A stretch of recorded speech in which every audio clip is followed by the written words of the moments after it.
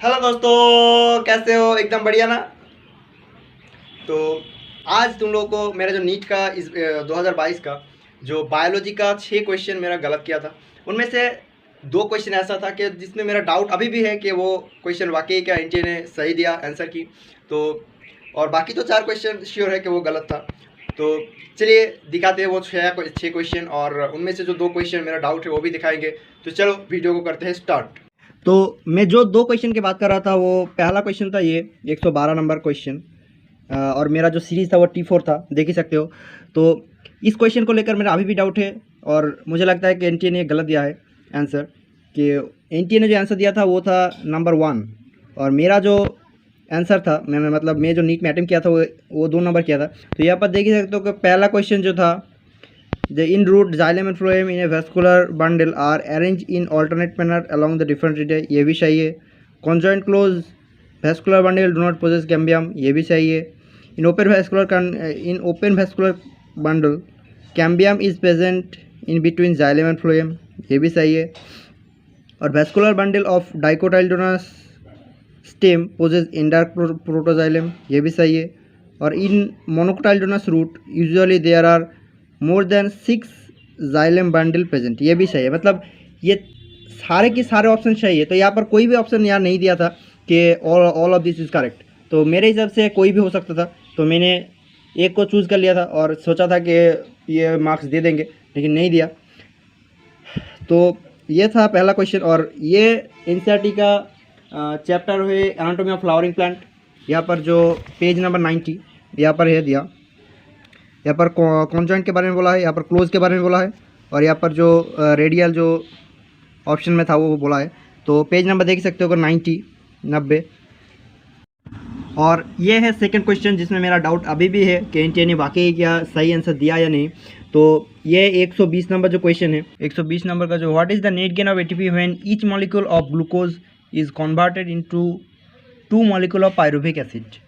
और मेरा जो मैं आंसर किया था 8, लेकिन एनटीए ने आंसर दिया है 2। तो इसका हिसाब एनटीए ने अलग से किया और मैंने अलग तरीके से किया, इसलिए थोड़ा सा गलती हो गया था। लेकिन एनटीए ने जो हिसाब से किया था, वो जो यहाँ पर देख सकते हो, जो रेस्पिरेशन इन प्लांट चैप्टर में यहाँ पर जो प्रोड्यूस होता है, ये NAD से NADH, ये एनटीए ने नहीं पकड़ा। अगर इसको पकड़ता तो दो मॉलिक्यूल ये प्रोड्यूस होता है।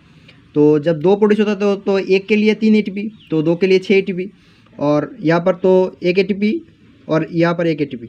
तो ये 2 बार होता है, इसलिए यहाँ पर 2, यहाँ पर 2, 4, और यहाँ पर 6। मतलब ये 2 प्रोड्यूस होता है, 2 मॉलिक्यूल प्रोड्यूस होता है, इसलिए 6। तो टोटल 10। और यहाँ पर जो ये 1 मॉलिक्यूल और यहाँ पर 1 मॉलिक्यूल दोनों यूज़ हो जाता है। तो एटलीस्ट पड़ा रहता है 8, लेकिन इनके ने इसको नहीं पकड़ा, इसलिए उसका आंसर 2 आया था। तो मेरा समझने का तरीका थोड़ा अलग था, इसलिए ये गलती हो गया था। तो चलो नेक्स्ट क्वेश्चन को देखते हैं। तो ये था थर्ड क्वेश्चन जिसको मैं गलत किया था इस बार नीट में। तो ये बहुत ही इजी क्वेश्चन था। ये 12 का जो मॉलिकुलर बेसिस ऑफ इनहेरिटेंस का क्वेश्चन था। तो यहाँ पर बोला था the process of translation of mRNA to protein begins as soon as. तो यहाँ पर देख सकते हो कि एनसीईआरटी में क्लियरली बोला है। ये मेरा पुराना बुक है, इसलिए इसका पेज नंबर है 114। तो ये 2017 साल का था और मैं सेकेंड हैंड लिया था। तो न्यू बुक में इसका पेज नंबर अलग हो सकता है। तो यहाँ पर देखो बोला है the first phase of itself amino acid are activated in the presence of ATP and link to the cognate tRNA, the process commonly called charging of tRNA और अमाइनो एसिलेशन ऑफ tRNA। तो जब amino acid activate हो गया तो tRNA भी activate हो जाएगा, और tRNA एक्टिवेट होने के बाद इसको जो इनकाउंटर कर रहा है, ये लार्ज सब यूनिट ऑफ राइबोसोम है, ये इनकाउंटर करेगा तभी mRNA और ये लार्ज सब यूनिट ऑफ राइबोसोम, तो ये इनकाउंटर करेगा, इससे मतलब घेर लेगा, तभी ना ट्रांसलेशन पूरा हो पाएगा। तो ये 2 साइड है, और इस 2 साइड पे ये एक tRNA है, ये एक tRNA है, ये दोनों पास में रहता है, और यहाँ पर जो पेप्टाइड बॉन्ड अमाइनो एसिड के अंदर में प्रोड्यूस होता है और धीरे धीरे चेन ऐसे ग्रोथ करते जाता है। तो ये क्वेश्चन एनसीईआरटी से ही था, और इसका सही आंसर जो है वो 3 ही होगा। एनटीए के आंसर शीट में भी यही दिया है। और फोर्थ जो क्वेश्चन मैंने गलत किया था तो वो यही था, तो ये इजी क्वेश्चन था एनसीईआरटी का, लेकिन थोड़ा सा मिसकॉन्सेप्ट हो गया था मेरा। तो which of the following statement are true for spermatogenesis but not hold true for oogenesis। तो यहाँ पर फर्स्ट ऑप्शन तो ये दोनों के लिए मैच करता है क्योंकि it result in the formation of haploid gametes, मतलब दोनों ही हैप्लॉइड गैमेट है। तो differentiation of gamete occurs after completion of meiosis, meiosis के कंप्लीट होने के बाद डिफरेंशिएशन होता है। तो यहाँ पर ऑप्शन देख ही सकते हो कि यहाँ पर मियोसिस कंप्लीट हो गया है, उसके बाद डिफरेंशिएशन होता है। ये स्पर्मेटोजेनेसिस के लिए है, मतलब स्पर्म के लिए है। लेकिन यहाँ पर जो oogenesis के है, ये जो बार्थ है और ये प्यूबर्टी है, उसके अंदर जो फेज है यहाँ पर ये डिफरेंशिएशन होता है। तो डिफरेंशिएशन यहाँ पर होता है और यहाँ पर कॉम्प्लीशन ऑफ मियोसिस, मियोसिस के बाद डिफरेंशिएशन होता है। तो ये ऑप्शन डिफरेंट है। और ये एनसीईआरटी का जो मेरा पुराना बुक था वो 49 पेज है, 12 का जो ह्यूमन रिप्रोडक्शन का चैप्टर। और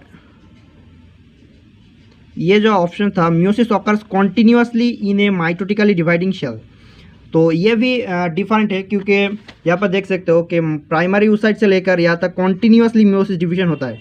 लेकिन oogenesis के समय ये बार्थ से लेकर प्यूबर्टी तक मियोसिस क्या स्टॉप रहता है, मतलब रुकी रहता है। तो यहाँ पर जब स्टॉप रहता है, लेकिन यहाँ पर कॉन्टिन्यूसली होता है, इसलिए ये डिफरेंट है इसके साथ। और ये जो फोर्थ ऑप्शन है ये तो दोनों में ही मैच करता है हार्मोन के। और फिफ्थ है it is initiated at puberty, तो स्पर्मेटोजेनेसिस तो प्यूबर्टी में स्टार्ट होता है और oogenesis तो वो एम्ब्रायनिक लेवल में ही स्टार्ट हो जाता है। तो ये डिफरेंट था। तो ऑप्शन होगा करेक्ट 3, लेकिन मेरा जो किया था वो 2 था, इसलिए गलत हो गया था। तो चलो नेक्स्ट क्वेश्चन देखते हैं। और नेक्स्ट जो क्वेश्चन मैंने गलत किया था वो 161 नंबर क्वेश्चन। और यहाँ पर ये डायरेक्टली एनसीईआरटी में बोला है कि fatty acid and glycerol can not be absorb into blood, specialized lymphatic capillaries called lacteal carry chylomicrons into lymphatic vessel and ultimately into the blood. तो ये दोनों ही सही है। तो आंसर होगा 4 नंबर जो है, मतलब यहाँ पर दिया है ये आंसर होगा, लेकिन मैंने किया था 3rd नंबर, ये मेरा गलत हो गया था। और ये एनसीईआरटी में पूरा दिया है। तो ये 11 का जो डाइजेशन एंड एब्जॉर्प्शन का जो चैप्टर है, यहाँ पर देख सकते हो पेज नंबर 264 है। तो और एंड में यहाँ पर देख सकते हो fatty acid and glycerol being insoluble can not be absorb into the blood. यहाँ पर अच्छी तरह से बोल दिया है। ये पहला आंसर था, मतलब पहला ऑप्शन का था। तो ये पूरा एनसीईआरटी का बेसिस था और एनसीईआरटी का पूरा लाइन यहाँ पर दिया था, लेकिन मेरा गलत हो गया था ये। तो चलो नेक्स्ट क्वेश्चन देखते हैं।